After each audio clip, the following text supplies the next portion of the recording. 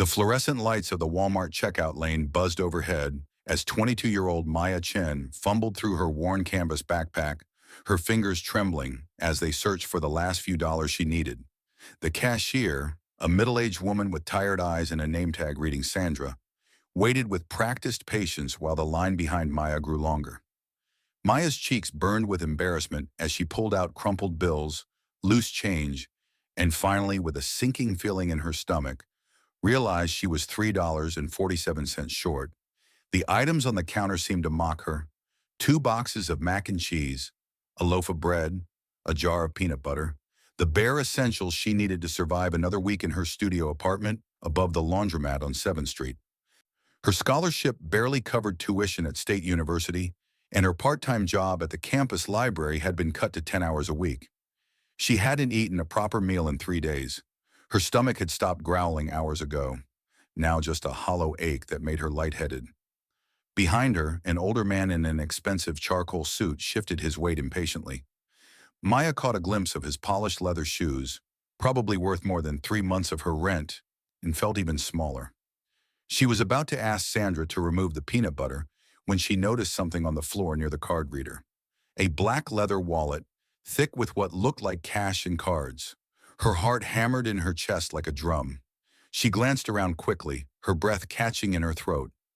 No one seemed to be looking for it. The man behind her was scrolling through his phone, his brow furrowed in concentration. The other customers were absorbed in their own worlds, tired faces lost in thoughts of dinner and home. Maya's hand reached down before her brain could stop it. She grabbed the wallet and shoved it into her backpack in one fluid motion that felt both foreign and desperate.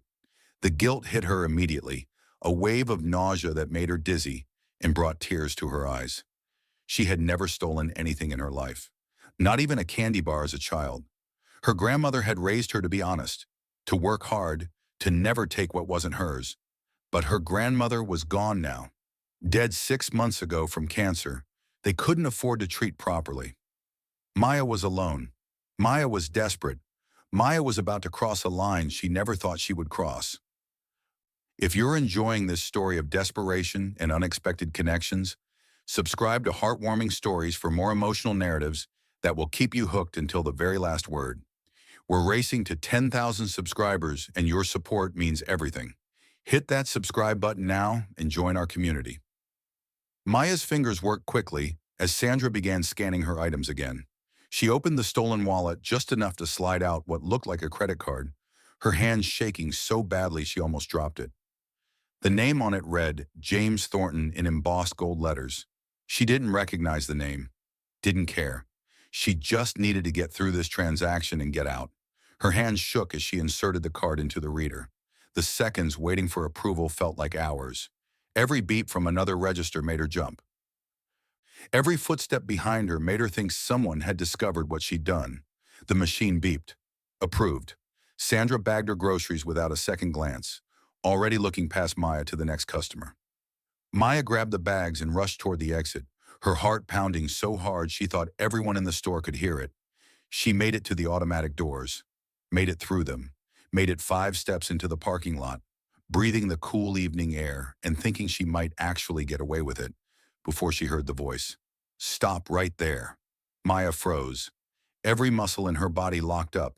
A security guard, heavy-set and stern-faced with a badge that glinted under the parking lot lights, was striding toward her with purpose. Behind him, she saw the man in the expensive suit, his face twisted with anger and something else. Betrayal, maybe. Behind him, 2 more Walmart employees were watching the scene unfold. Her legs turned to jelly. This was it. Her life was over. She was going to jail. Her scholarship would be revoked. Her grandmother's dream of her getting a degree, the dream that had sustained them through years of poverty and struggle, would die. Everything she had worked for, every sacrifice her grandmother had made, every late night studying and early morning working, would be for nothing. The security guard grabbed her arm firmly but not roughly, almost like he'd done this 1,000 times before. Miss, I need you to come with me. Maya couldn't speak, couldn't breathe, couldn't think.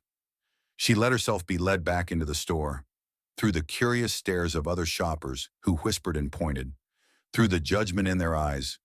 into a small office at the back that smelled like stale coffee and disappointment. The man in the suit followed them. When the door closed, the click of the lock sounded like a prison cell, and he spoke, his voice cold as ice and sharp as a blade. "That's my card. That's my wallet. I want her arrested immediately. I want the full extent of the law applied here." The security guard nodded gravely and pulled out his radio to call the police. Maya finally found her voice, and it came out as a broken sob that didn't even sound like her own voice. "I'm sorry. I'm so sorry. I didn't mean to. I haven't eaten in 3 days. I have nobody, no family, no money. I just needed food. I'll pay you back. I promise I'll pay you back. I'll work for you. I'll do anything." The man's expression didn't soften. His eyes, a strange shade of amber that seemed almost familiar somehow, like she'd seen them in a dream, remained hard as stone. "You should have thought about that before you stole from me. Actions have consequences." The police arrived within 15 minutes, though it felt like an eternity. Two officers, one young and sympathetic looking with kind eyes, one older and world-weary with the face of someone who'd seen everything. They took statements. They examined the wallet. They counted the cash still inside. They handcuffed Maya. The cold metal bit into her wrists as reality crashed down on her like a tidal wave. She was being arrested for theft, for credit card fraud. She would have a criminal record. No job would hire her. No graduate school would accept her. Her future, already fragile and hanging by a thread, had just shattered into 1,000 pieces. As they walked her out of the store, past the customers who stared and whispered, past the cashiers who shook their heads, Maya caught one last glimpse of the man she had stolen from. James Thornton stood with his arms crossed, watching her with an expression she couldn't quite read. There was anger there, yes, cold and righteous, but something else too. Something that looked almost like pain or confusion or recognition. She wanted to scream at him that she wasn't a criminal, that she was a good person who had made one terrible mistake born of desperation. That if he knew her story, if he knew what she had been through, if he knew how hard she had tried to do everything right, maybe he would understand. Maybe he would show mercy. But she said nothing. What could she say? She had stolen from him. The facts were the facts. The evidence was clear. She was guilty. The police station smelled like stale coffee and desperation and the broken dreams of everyone who had passed through its doors. Maya sat in a cold interrogation room, still handcuffed, her wrists aching while the older officer filled out paperwork with methodical precision. The younger one, Officer Rodriguez, according to his name tag, brought her a cup of water and a tissue for her tears. "You have anyone we can call?" he asked gently, his voice kind in a way that made her want to cry harder. Maya shook her head, unable to speak. No family, no friends, roommate, anyone. She thought about her roommate Becca, who had her own problems and 3 jobs and wouldn't be able to help. She thought about her professors who knew her as a quiet, studious girl with perfect attendance, not someone who would steal. She thought about her study group friends, who would never look at her the same way again. She thought about her grandmother, who would be heartbroken to see her like this, whose heart would break all over again in whatever afterlife she inhabited. "Nobody," she whispered, the word feeling like the truest thing she'd ever said. The officer sighed heavily. "Look, I'm going to be straight with you. Credit card fraud is serious, very serious. The victim, Mr. Thornton, he's pressing charges, full charges. You're looking at a felony, could be probation if you're lucky, jail time if you're not. At minimum, you'll have a record that will follow you for the rest of your life. Do you understand what that means? Do you have a lawyer?" Maya laughed, a bitter sound that hurt her throat and tasted like ash. "I can't afford groceries. How would I afford a lawyer? How would I afford anything ever again?" The officer looked uncomfortable, shifting in his seat. "They'll assign you a public defender. Someone will help you navigate this. It'll be okay." But Maya knew it wouldn't be okay. Nothing would ever be okay again. She had thrown away her entire future for $3.47 worth of food. The math of her desperation was almost funny in its cruelty. Hours passed in that fluorescent-lit purgatory. Maya was processed, fingerprinted, photographed. Her mugshot would be in the system forever, a permanent record of the worst moment of her life. She was given a court date 2 weeks away and released on her own recognizance, probably because she had no prior record and was clearly not a flight risk. Where would she even go? She had nowhere to run, no one to run to, nothing waiting for her but shame and consequences. When she finally stepped out of the police station, the sun was setting, painting the sky in shades of orange and pink that seemed mockingly beautiful. The world didn't care about her tragedy. Life went on. She walked the 3 miles back to her apartment because she didn't have money for the bus and couldn't bring herself to use the stolen credit card that was now evidence in a criminal case. Her feet ached in her cheap shoes. Her wrists were bruised from the handcuffs, purple marks that would remind her of this day for weeks. Her soul felt crushed under a weight she didn't know how to carry. Becca was home when Maya stumbled through the door, looking like she'd been through a war. Her roommate took one look at her face, at the bruises on her wrists, at the tears still streaming down her cheeks, and rushed over. "Oh my God, Maya, what happened? Are you okay? Were you attacked? Should I call the police?" Maya collapsed onto their threadbare couch and told her everything. Every shameful detail. The empty wallet, the desperate choice, the cold metal handcuffs, the man's amber eyes watching her with judgment. When she finished, Becca was quiet for a long moment, processing the impossible situation her friend had found herself in.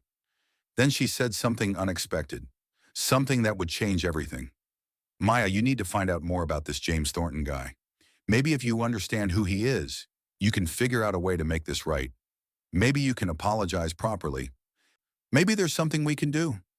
Maya looked at her like she was crazy, like she'd suggested Maya sprout wings and fly. "What am I supposed to do? Show up at his house and beg for forgiveness?" "He pressed charges, Becca. Full charges. He wants me in jail. He wants me to pay for what I did. There's nothing I can say that will change that." Becca grabbed her laptop and started typing, her fingers flying across the keys.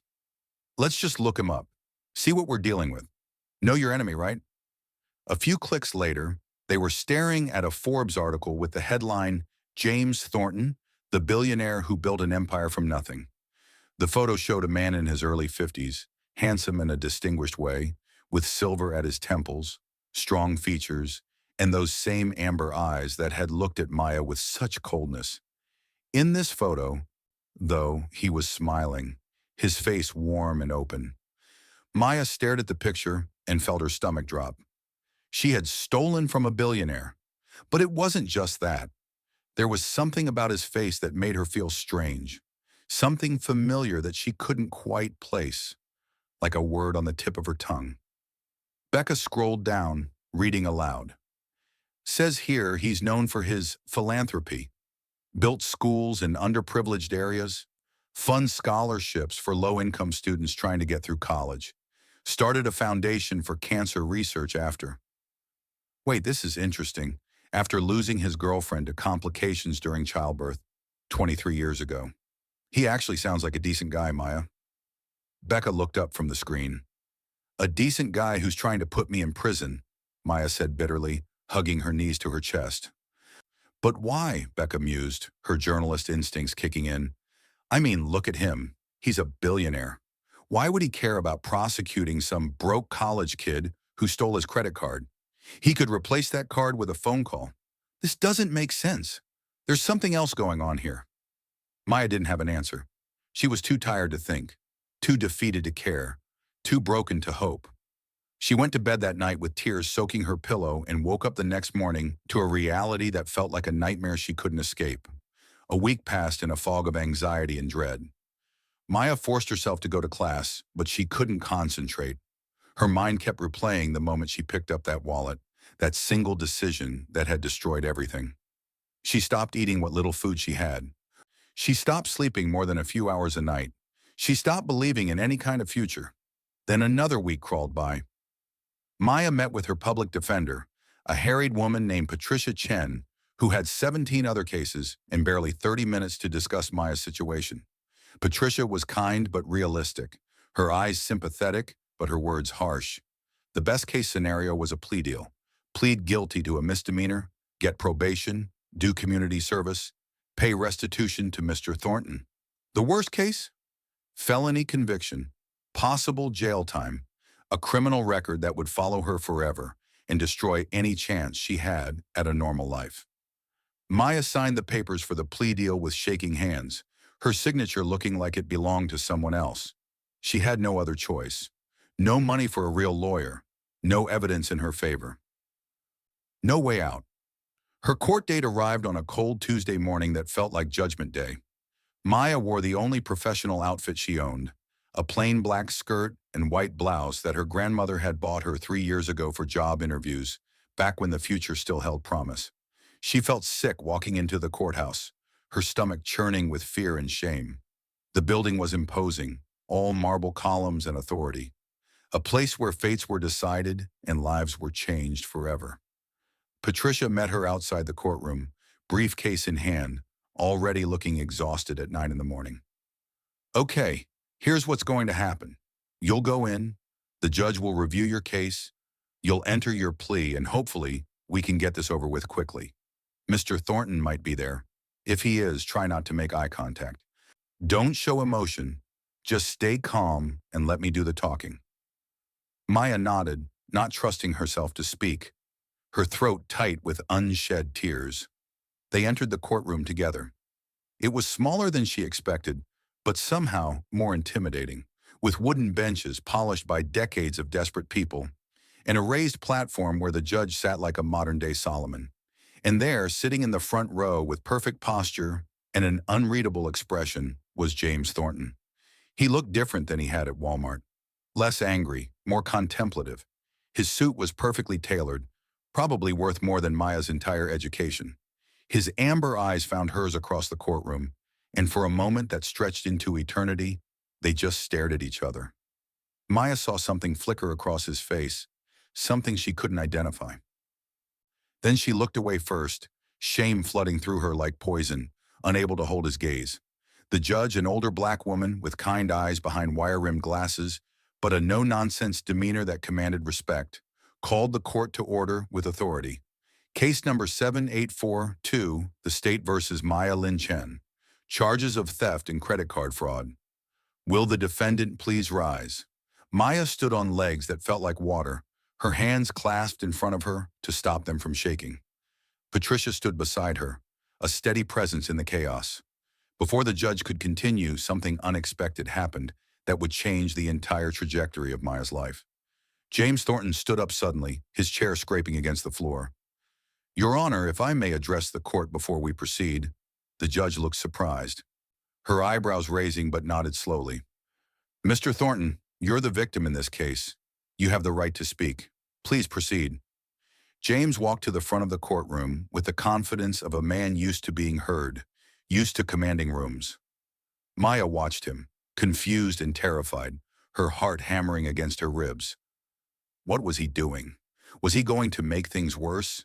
Was he going to demand maximum sentencing? Your Honor, James began, his voice clear and strong and filled with emotion. I've given this matter a great deal of thought over the past 2 weeks. More thought than I've given anything in years, if I'm honest. I've reviewed the circumstances carefully. I've considered the defendant's background, her situation, her desperation. I've looked into her eyes and seen something that has haunted me day and night. And I've come to a decision that I believe is the right one. I wish to drop all charges against Miss Chen immediately and completely. The courtroom went silent. Even the bailiff looked shocked. Patricia grabbed Maya's arm hard enough to bruise, her professional composure shattered. James continued, his voice gaining strength. Miss Chen made a mistake, a desperate mistake born of circumstances I cannot begin to imagine, though I've tried. She has no criminal history. She's a student trying to survive in a system that has failed her. She's alone in the world with no support, no family, no safety net. I believe in second chances, Your Honor. I believe in mercy. I believe in the possibility of redemption. And I believe that prosecuting this young woman would serve no purpose other than to destroy her future over a crime that caused me no real harm. I ask the court respectfully but urgently to dismiss this case entirely. The judge studied James for a long moment, her expression thoughtful.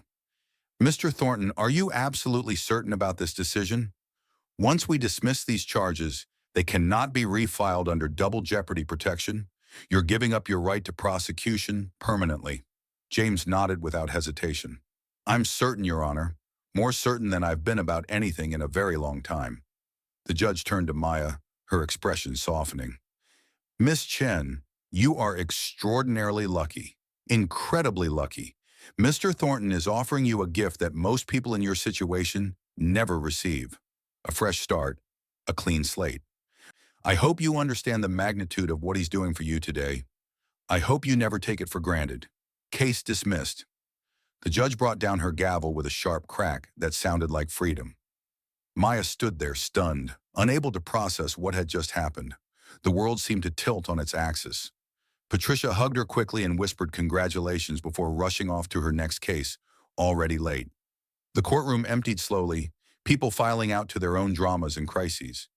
And then it was just Maya and James, standing on opposite sides of the courtroom like two strangers connected by an invisible thread.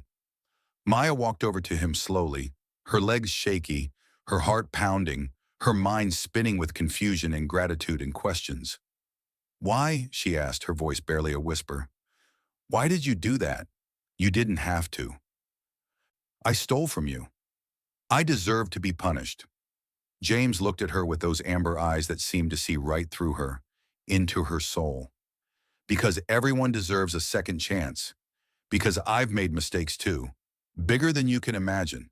And because when I looked at you, when I really looked at you and not just at your crime, I saw something I couldn't ignore, something that kept me awake at night. What did you see? Maya asked, her voice breaking. I saw someone who needed help, not punishment. I saw someone whose eyes reminded me of someone I lost a long time ago. I saw someone who, despite everything, still has hope buried somewhere deep inside. Maya wiped her tears with the back of her hand, trying to compose herself and failing. I don't know how to thank you. I don't even know how to begin to make this right. You saved my life today. You know that? You literally saved my entire future. James reached into his jacket pocket and pulled out a business card, his hand steady while hers trembled. This has my assistant's direct number. Call tomorrow afternoon. I think we need to talk. There are some things I need to understand about you, about your family, about where you come from. Maya took the card with trembling fingers, confused. My family? But I don't have any family. My grandmother raised me from birth. She died 6 months ago. I never knew my parents. I don't know anything about them except that my mother died when I was born, and my father was never in the picture. Something flickered across James's face, an emotion Maya couldn't identify. Pain mixed with hope, mixed with fear. His face went pale. That's exactly what I need to talk to you about, he said quietly, his voice rough with emotion. Just call. Please. It's important. More important than you can imagine. And then he was gone, walking out of the courtroom with quick strides, leaving Maya standing there with more questions than answers, and a business card that felt like it weighed 1,000 pounds. That night, Maya couldn't sleep at all. She lay in her narrow bed, staring at the ceiling, turning that business card over and over in her hands, wondering what James could possibly want to talk about. What could her family history have to do with anything? The next morning, after a sleepless night and 3 cups of bad coffee, she called the number with shaking hands. A professional-sounding woman answered on the second ring. Thornton Industries, Mr. Thornton's executive office. How may I help you? Maya stammered out her name, her voice hoarse from lack of sleep. The woman's tone changed immediately, becoming warm and almost excited. Oh yes, Miss Chen. Mr. Thornton has been expecting your call. He's cleared his entire afternoon for you. Can you come to his office? Say, 3 o'clock? We're at the Thornton building downtown. Maya agreed, even though she had no idea what she was agreeing to, her heart racing with anxiety and curiosity. The Thornton Industries building was downtown, a gleaming tower of glass and steel that seemed to touch the clouds, rising 40 stories above the city. Maya felt completely out of place in the marble lobby, with its modern art installations, designer furniture, and executives in expensive suits who moved with purpose and confidence. She gave her name to the receptionist, a polished woman with a warm smile and was directed to the top floor with instructions to take the private elevator. The elevator ride felt like ascending to another world, her ears popping as she rose higher and higher. When the doors opened, she stepped into a reception area that looked like something from a magazine. Floor-to-ceiling windows, original artwork, fresh flowers in crystal vases. James's assistant, a woman in her 40s with kind eyes, greeted her warmly and led her to massive double doors. James's office was enormous, with floor-to-ceiling windows overlooking the entire city, a view that must have cost millions. But it was warm too, surprisingly personal, filled with books on mahogany shelves, photographs in silver frames, and comfortable leather furniture that looked lived in. Not the cold corporate space she had expected. James stood when she entered, and she could see tension in his shoulders, nervousness in his eyes. "Thank you for coming. Can I get you anything? Coffee? Water? Something to eat? You look like you haven't eaten in days." Maya shook her head, too nervous to accept anything, her stomach in knots. James gestured to a comfortable chair and sat across from her, not behind his imposing desk. For a moment they just looked at each other. Two strangers, connected by circumstances neither understood yet. "Maya, I need to ask you some questions. About your grandmother, about your mother, about your family history. Will you tell me everything you know? Even the smallest details might be important." Maya was confused but nodded. "There's not much to tell, honestly. My grandmother, Lin Chen, raised me from birth. She was everything to me, my whole world. She worked 3 jobs to keep us afloat. She never talked much about my mother. It was too painful for her, I think. All I know is that my mother's name was Sarah Chen. She died when I was born. Complications during delivery. I never knew my father. My grandmother said he was never in the picture, that my mother had been alone, that my mother had been young and made mistakes." James's face had gone pale, the color draining from his cheeks. "Do you have any photographs? Anything that belonged to your mother? Any documents? Birth certificates? Medical records? Anything at all?" Maya pulled out her phone with shaking hands and scrolled to the one photo she had, the only connection to the mother she never knew. A faded picture of a young woman with long dark hair and bright eyes full of life, smiling at the camera like the world was full of possibilities.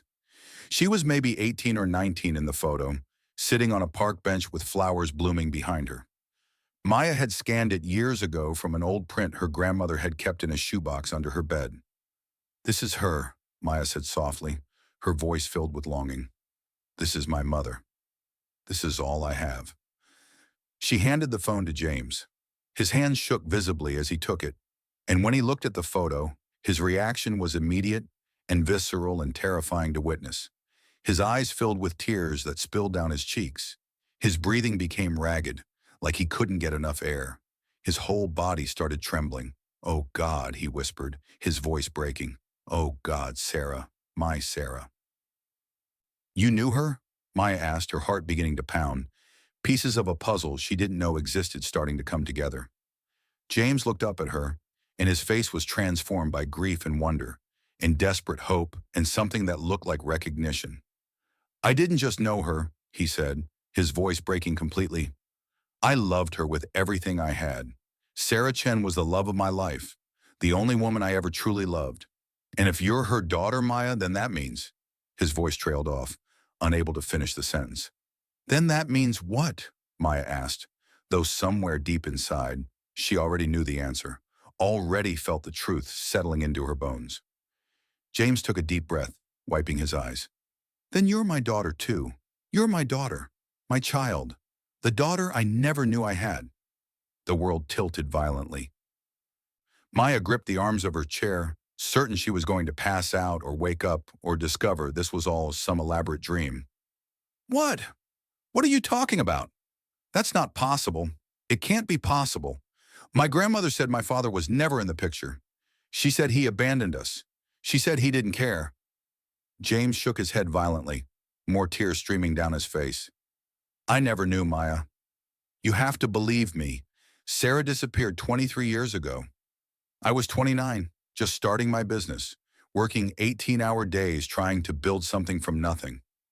We were together for 2 years, the best 2 years of my life. I wanted to marry her. I had bought a ring, but she was young, only 19. She said she needed time to figure out her life. Then one day she was just gone. No note, no explanation, no goodbye. I looked for her everywhere. I hired private investigators. I called hospitals and police stations. I never stopped looking for her, and I never ever knew she was pregnant. If I had known, I would have moved heaven and earth to find her. Maya felt like she was in a dream, like none of this could be real. But as she looked at James, really looked at him, she started to see it. The amber eyes she saw in her own reflection every morning, the shape of his face that matched hers, the way he tilted his head when he was thinking, exactly like she did, the same long fingers, the same slight dimple in the left cheek. Features she had always wondered about, always assumed came from the father she would never know. "Oh my God," she breathed, the reality crashing over her in waves. "Oh my God, you're really..." James reached out and took her hand gently. "I need to know for sure. I want to believe it, but we need to be certain. Will you take a DNA test with me? If I'm right, if you really are my daughter, then everything changes.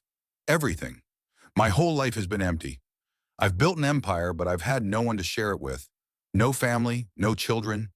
And now you're here. You were here all along, just across this same city, and I never knew." Maya nodded, unable to speak, overwhelmed by emotions she couldn't name.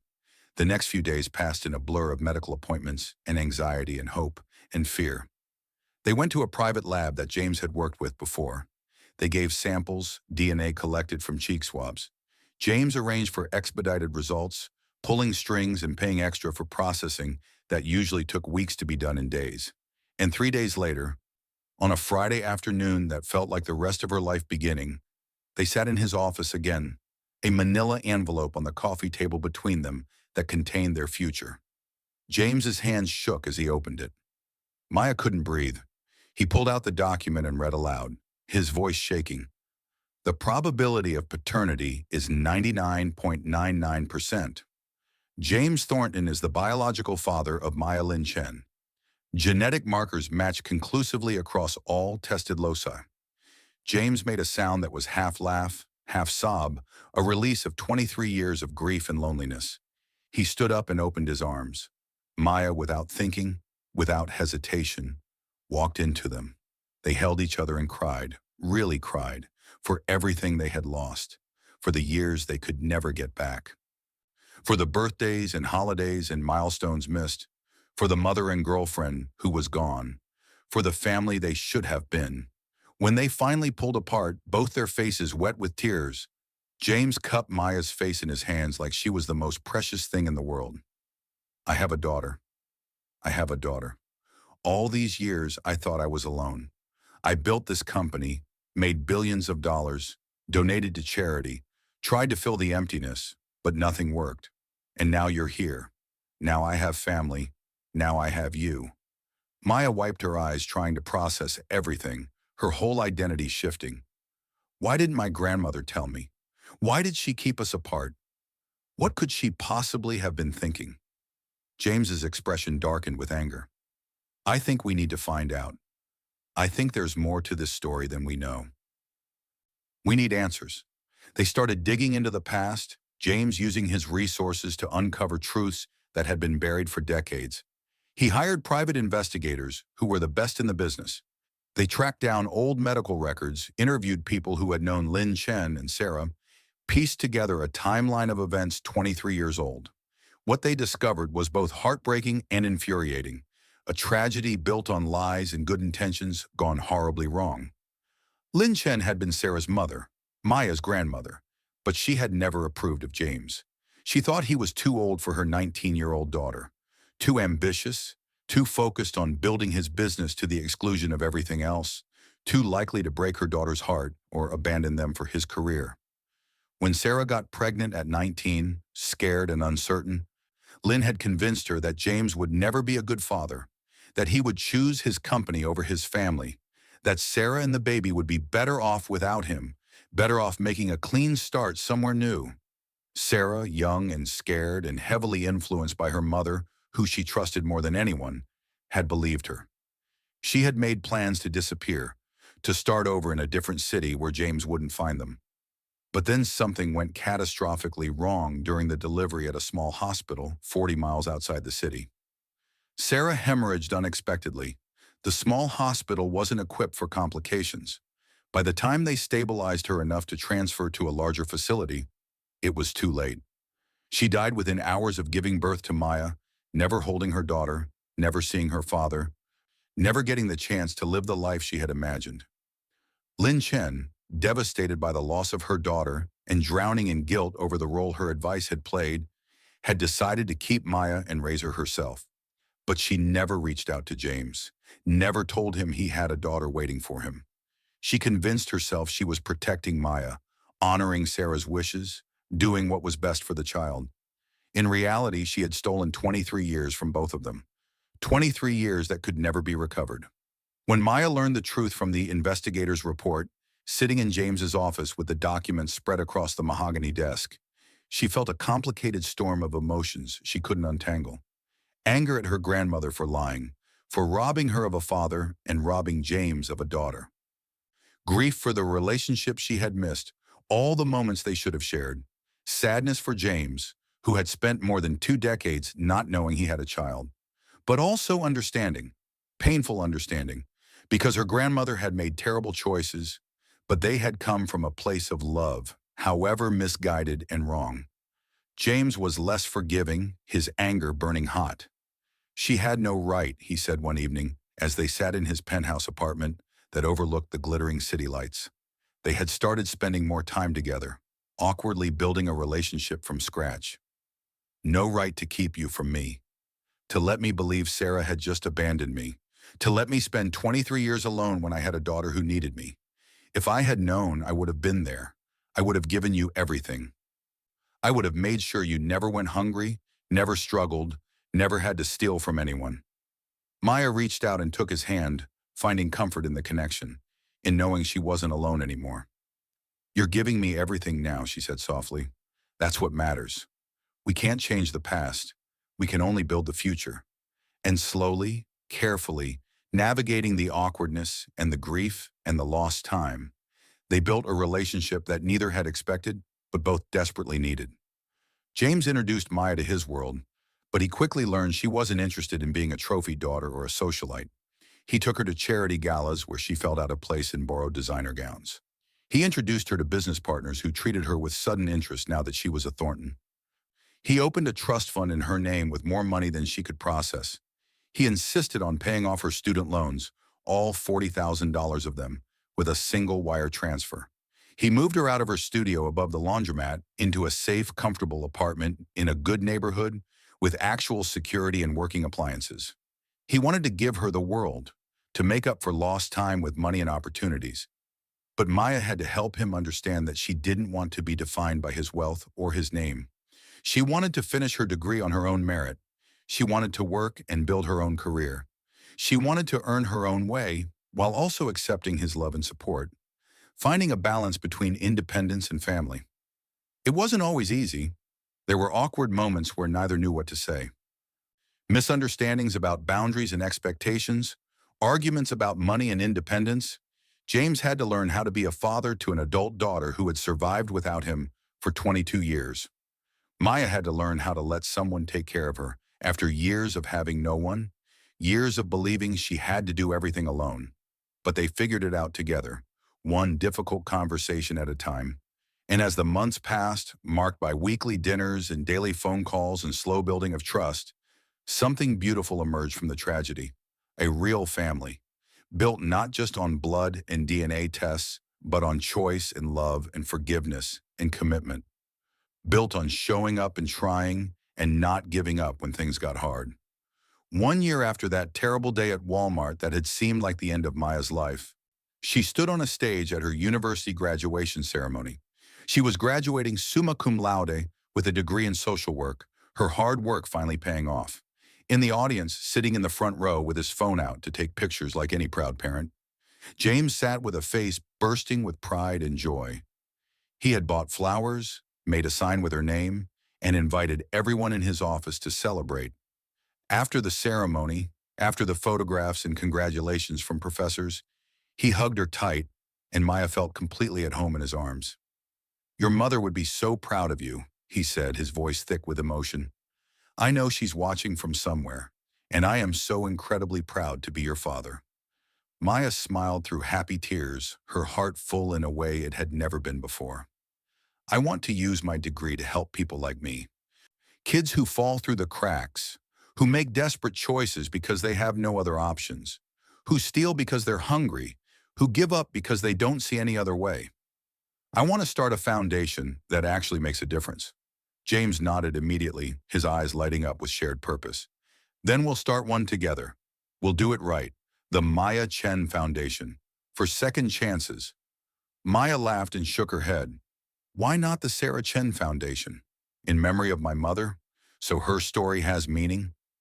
James considered this and smiled, his eyes misty. "Perfect.